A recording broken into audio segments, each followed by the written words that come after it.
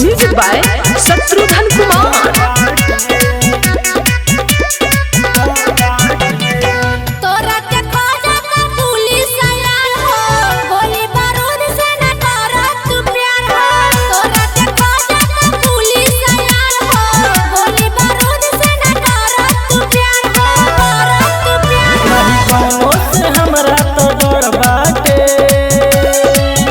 जनी हल्का में ले पगली मोतिहारी जिला हमर घर बाटे।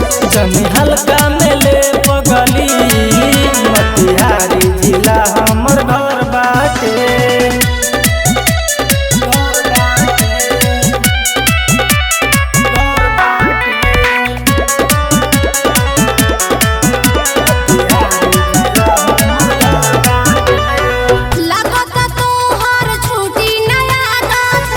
मजनुआ के चली इजाजत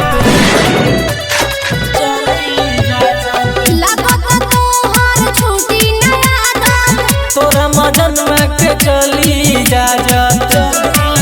सुन पेपर में छपल खबर बाटे। जनी हल्का में ले पगली मोतिहारी जिला हमर घर बाटे।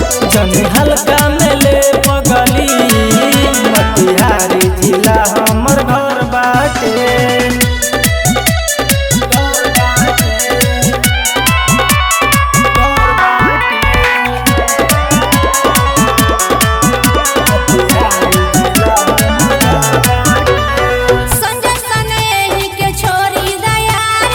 तोरा से ज्यादा हथियारे बा प्यारी।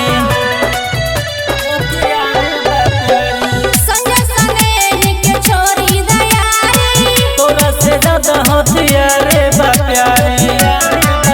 सुना चुदी कौना में दम बाटे।